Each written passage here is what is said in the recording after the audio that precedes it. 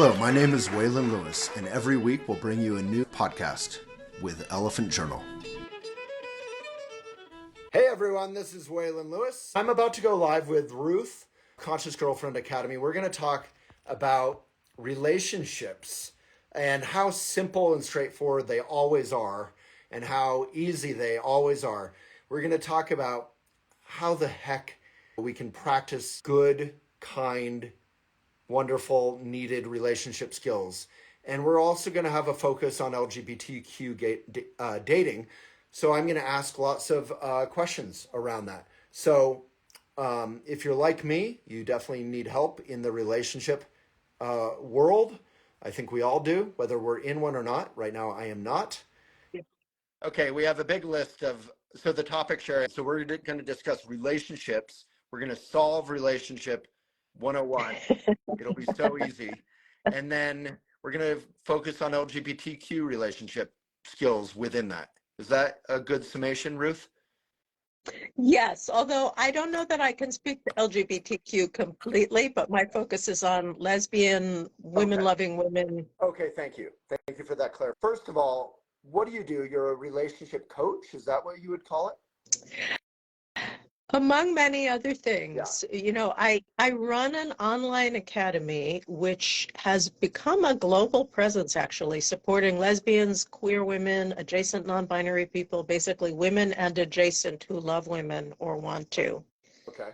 And it is a unique space because, as you were saying, we all need help with relationships. Like, relationships as a human thing are challenging. We want so much from them and we give so much to them, and they are so delicate and complex. And then if you add in the factor of two women together, first we have internalized homophobia, we have shame, we have all kinds of social stuff that gets in the way, we have oppression, and then we just have the nervous systems and the hormonal makeup of two women together. So, you know, like the guy that said men are from Mars, women are from Venus, and you know that's a challenge that often people in male-female relationships have, is like the feeling that, oh, we're two different types of beings.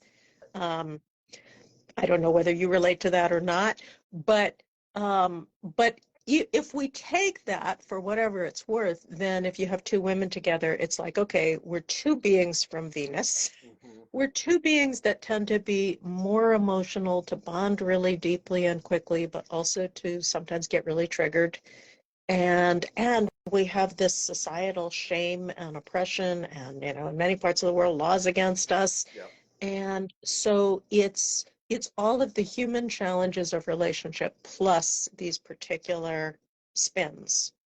So if we begin by talking about the universal challenges, and then I would love if you're willing to go into some of the more specific challenges, which you've kind of hinted at. But, you know, in the green room we were discussing, I was badly paraphrasing that quote. I couldn't remember it really, but about LGBTQ rights, trans rights, like we straight folks don't have our basic human rights being possibly taken away from us with every election. So I really honor like what you're saying with the internalized homophobia and the you know, just the level of like not feeling like you have ground under your feet society is, it's shameful on the rest of us. I mean, it's so bad and unnecessary and unhelpful for all of us. It's ridiculous. But to take a few steps back, I don't really think about the Mars-Venus thing as like the challenge. For me, it's really just like, even with my best friends, we're not intimate, you know, physically or emotionally on the level as I am with my partners. But, you know, there's communication is difficult. There's accountability. There's being fully honest. There's basic everyday communication. I'll be here. I'll be there. I'll do this. I'll do that. So do you have some tips just on a basic... Oh boy, my puppy is barking, which I don't like. So let's say that's like, let's use that. So in our relationship, our partner is doing something that irritates us, and we don't think it's helpful. How do we communicate that in a way that they can hear it and learn from it instead of just feeling like conflict? Yeah, that's such a great question. I think what I teach, I do have kind of like a 5-step process. I have lots of 5-step processes. Yeah. And I want to acknowledge both parts. Like human love is difficult, and we have these souls and we have these journeyings and these really big parts of us that can have big picture perspectives. And yet, when we are attached to another person or even to an animal, as you and I were talking about earlier, our attachment system makes it so that we need, you Right. know, and we feel urgent. And that tends to be stronger in romantic relationships, although, as you said, it can be in any relationship, Right. romantic and family relationships. And so part of what I teach is, first of all, about being able to ground down into ourselves. The 5-step process I teach is called the SCORE process. And literally, the first step is step back into yourself. The second step is connect to yourself with compassion. And then the aperture starts widening. So then we can start getting open. We can start observing, okay, what is it that's coming up for me? And then, so that's S, C, and O. And then the R is, remember my responsibility for my own feelings, also relinquish responsibility for your feelings, because this is where human beings get tangled a lot. And I think female relationships, two women together, we both tend to be like caretakers of each other. So I'm busy worrying about your feelings, you're busy worrying about mine. It gets really confusing and tangled. So if I can remember responsibility for my own feelings and let you have responsibility for yours, then the last step of the 5-step process, the E, is empowered communication. And basically, until I've stepped back into myself, I can't have empowered communication, because I'll So be basically, communicating from the triggered, irritated kind of yeah, place. exactly.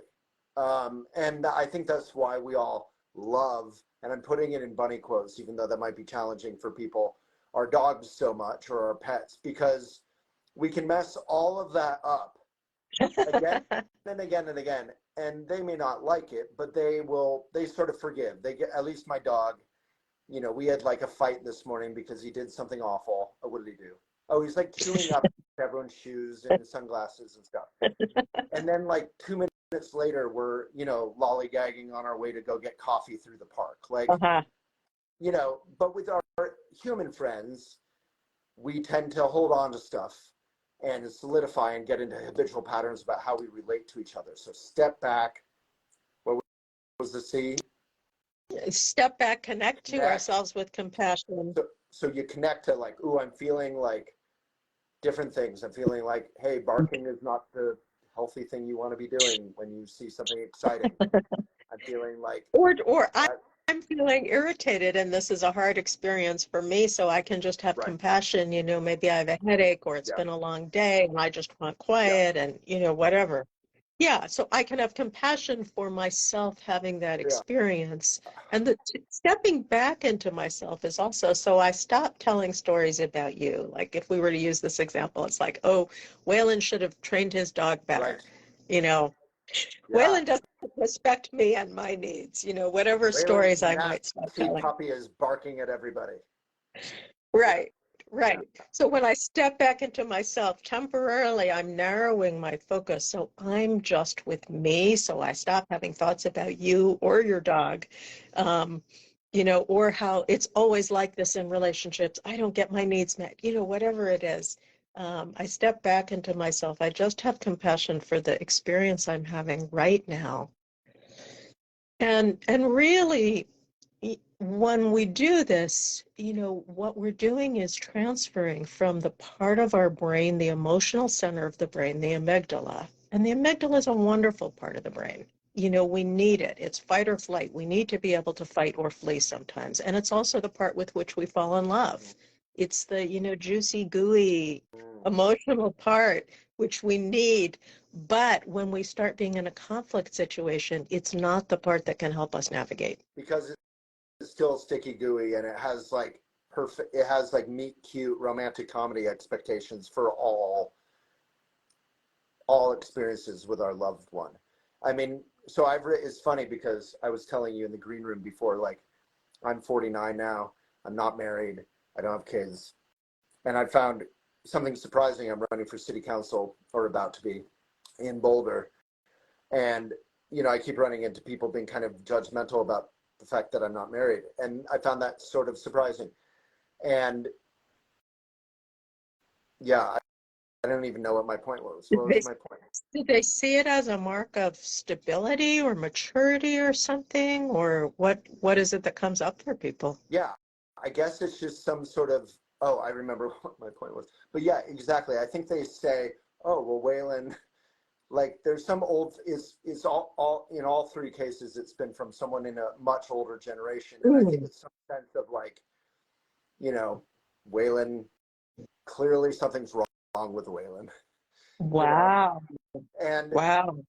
while I can't deny that various things are wrong with me, you know, um, I guess There are where I was things wrong with all of us, yeah, like, and right with where I all guess of where I was us. Yeah. going is I'm deeply grateful for your coming on, because it's actually like a life skill that we're not really taught in junior high or high school or whatever. Like communication, clear, open, accountable, kind, stepping back, feeling, opening, all this communication that is actually works and is helpful. We don't really learn except for by accident or from our parents, particularly, or our Right. partner, perhaps, Right. or books, I guess. But we don't, it doesn't, it's not taught to us. We can only learn it Right. experientially, and yeah, it's hard to learn on the job. There's a writer named Bell Hooks who I'm sure you know. She wrote this incredible book all about love, and she says this. She says we don't have schools of love. Mm. We just have Well, our we do, families, which thanks to you. yes, Conscious Girlfriend Academy is a school of love Go follow them. for lesbians. Yeah, I love that. I genuinely love that, because we need that both in terms of relationships, and we'll get to, the lesbian community and the particular challenges within that as Yeah. well. But anyway, to bring it back to this, um, Hmm. so where I was going is I actually wrote a whole book on relationships, but not from a point of view of being an expert, from the point of view of being like a befuddled, sweet, romantic, confused, Hmm. and wise and loving mess Hmm. of a human being. Hmm. And then I Hmm. used the Buddhist teachings that I'd grown up with, and I kind of put the two together, and I said, okay, what can we learn from these Buddhist teachings? Because I'm just Hmm. doing my best, which is often the same thing as doing my worst. So, but you actually teach the how, which is magic to me. So I guess my point was like, none of us are experts. I mean, probably even you're practicing what you preach. Oh, absolutely. I mean, I was going to say I relate to what you said about writing a book, not from the place of an expert. I mean, from wisdom, Yeah, but also from befuddledness. yeah. And, this is my book, Conscious Lesbian Dating and Love. Yay. And Hold that in up the again. book, Wait, we got to see that okay. more. Can you pull it back a little bit? Hmm. Wow, this is wonderful. I love this. We'll link to that. Thank you. And in the book, I tell a lot of stories about things I've done wrong in relationships, and because the book came out at a certain period of time, it's not continually updated. But believe me, Yeah. if it were like being updated in real time, there are things I'm doing wrong in relationships all the time. Right. And it is, I think part of why I am motivated and compelled by this topic is because it is this vast mystery that on one level, none of us will ever get right. We're not even here as human beings to get it Right. right, Right. right? Because that's not possible. And yet, on another level, I have in my life learned skills that make a huge difference in my experience. And So, when and as yeah, I'm sure you have, and so that's what I yeah. teach, because when I think about who and how I was in relationships like 20 years ago, well, if I think about 2 years ago, I know a lot more now than I did then, Yeah. and hopefully 2 years from now I'll be looking back at my present self and I'll know so much more. So let's go over a couple of those skills if you're willing. Um, Absolutely.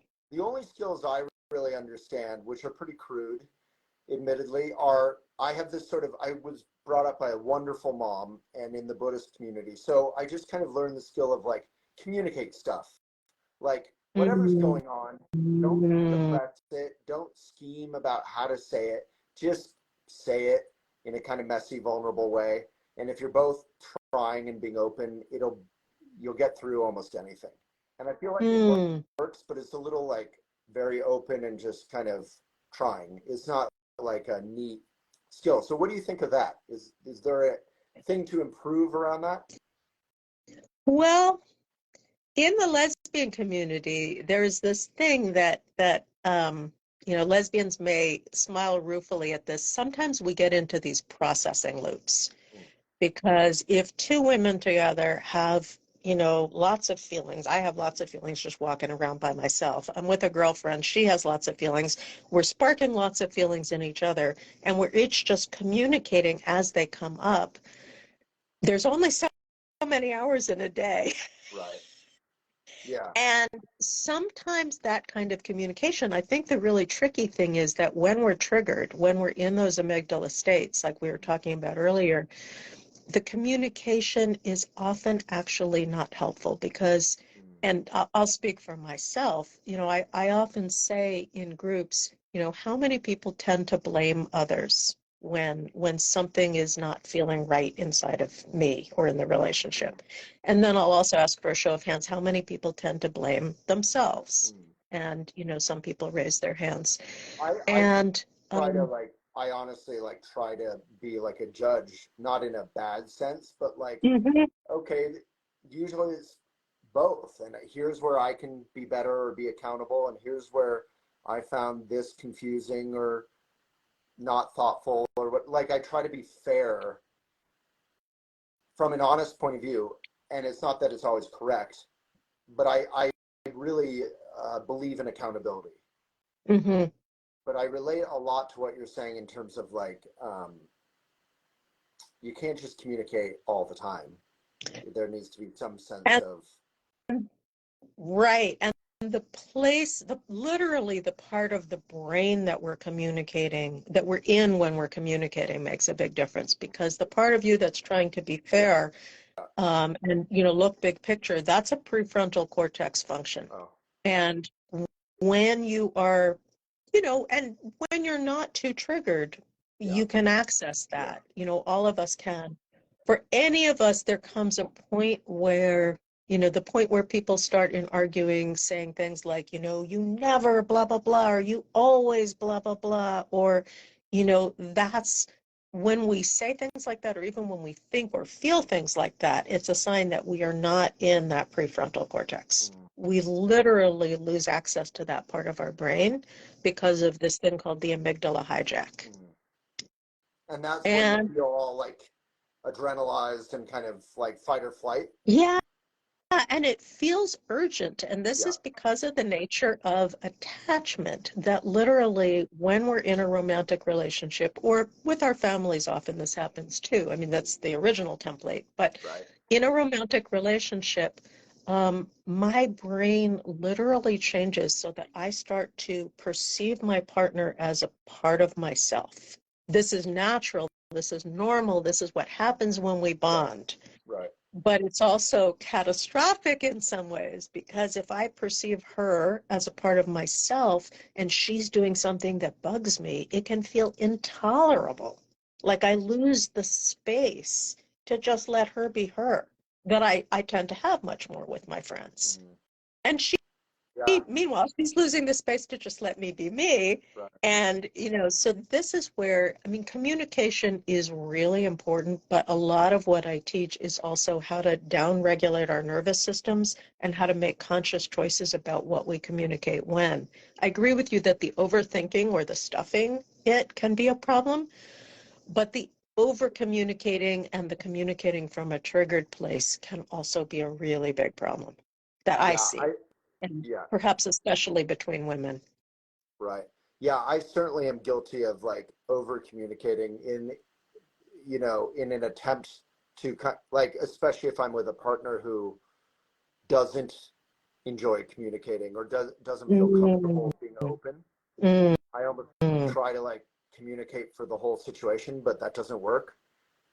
And then the judge or the sort of trying to be fair kind of mind is Mm-hmm. I actually appreciate that part just because I do feel like, look, I could have done better here, you know, and I like taking some accountability and not just making it a fight. Like I actually want to learn from them Mm-hmm. and how could I improve? But I think,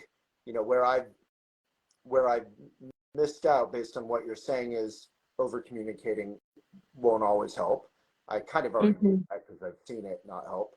And then how do you down regulate, as you were saying, like breath Right. together with your partner, or Really depends on the person. It's so interesting to hear you say sometimes you're over communicating and you're with somebody else that can tolerate less or wants less. Because some of us have attachment systems where when we get anxious, the thing we want to do more than anything is connect with the other person. right? And some of us have attachment systems where when we're anxious, like I just need to go off by Yeah, myself for a while and center myself. 100%. You are saying it exactly. So my last relationship, wonderful human being, never would speak ill of her, but there was this dynamic that we had that was exactly what you just described, where she felt generally, human beings aren't types, as F. Mhm. Scott Fitzgerald We're, famously we're said. all complex, Yeah, right? we're all For complex, sure. but generally she felt like she wanted to process, she wanted time. And Hmm. generally, I felt like in order to process, I needed some sense of mutual accountability or mutual learning from what happened. So we could just drop Yeah, it. And then for me, then I can drop it in 2 minutes. But if I don't get that opportunity to learn right. from it and process, then you're just like, well, we didn't learn anything from that. And we're just going to do it again. So for me, it Mhm. felt like I have to communicate. But that didn't work for her. And do you think she thought that she would process on her own and then you could come back and harvest the lessons, but that the sense of timing was different, or she just would get overwhelmed and she needed not to revisit it at all? Or, I Well, mean, I we think don't have to, we're talking about kind of archetypes here, so this doesn't yeah. have to be all about your So none ex, of this but is picking on her because I was it was a mutual dynamic. So I think for her, yeah, she was a little uncomfortable with that sort of raw, open communication, right, much right. more comfortable sitting on it and kind of processing. And then she Yeah. had this feeling like, and she would say this, like, I will come back to this when I've processed it. But for me, Uh-huh. like, we never came back to it. It was a Yeah, bit of yeah. because then it's like a week or two later and it's like, it just, It's not live for you anymore. Uh-huh. well, and I would even then be willing to process it, but she wouldn't bring it up ever. So it was Mhm. like, well, are we really learning from this or are we just going to keep repeating it? That was sort of where I was. Right, But right. I think I also was like a little bit smothering her with like communication. Right, right. So this is the challenge, and I've been in both roles, so if you read about attachment, people talk about attachment styles. Mm, And there's the more anxious or the more identified with emotion person. Stan Tatkin calls that the wave. So it's like you're crashing on the shores of the other person, and the other person is the island, and they're the more, people call that avoidant. They're the more self-sufficient, self-reliant. mm, I just need to go off and center myself. mm. Um, but I really like the thinking of, there's a psychologist named Claire Rosserman who talks about it as attachment states rather than attachment styles. Because I know in different relationships, I've sometimes been in one position and I've sometimes been in the other position. Right. But I think the real key is that whenever there's a polarization, as there almost always is, because even if we each have multiple capacities, when you're with one other person, you're going to likely tend to fall into one role and have the other person fall into the other role. That's really helpful because honestly, I've never fully related to the attachment style thing because I'm also like a bachelor, who at the end of a So you're long, also independent and self-reliant, and sure, yeah, sure, and we're all, to that F. Scott Fitzgerald point, none of us are exact types. right. We can fall into we can have habitual patterns, we can have tendencies, but we can Hmm. have comfort, what we fall back into, right? I'm Hmm. asking you, what do Yeah. I know? I mean, I think these aren't conscious decisions that we make. These are nervous system patterns that get activated in us. And that's the challenge, because if we can't arrest or, soothe the nervous system patterns, we just get in these grooves. And it's literally, I'm sure you've had this experience when your, tires are stuck in the mud or stuck in the snow, Yeah. and, you're trying to get out and you're digging yourself deeper. And that's what so often happens in relationships. So deregulating. Did you talk about that? Downregulating. Downregulating. So Yeah. did you say, how do we do that? Did I miss that? Well, it's an experiential process, but I would say in this moment, if you let yourself just step back into yourself, because we've been talking about your ex, and Right. we're each thinking about exes and challenges, and so if you let yourself for a minute, let them be out here, and you step back into yourself, so you get to just be you with you. Right. And connect, once you're stepping back into yourself, you with you, if you give yourself some compassion, like, shit, it's hard to be human. And these have been painful, confusing experiences. And so you usually, you can just notice if there's any shift that you feel in your nervous system. And it's really, in addition to compassion. Thanks for listening. Hope you're getting a lot out of it. The full conversation is on our indie platform that supports and continues our work, elephantjournal.com/videos. You can subscribe, listen, watch, and participate there. And when you do so, you'll keep these mindful videos and podcasts going. elephantjournal.com/videos. May it be of benefit.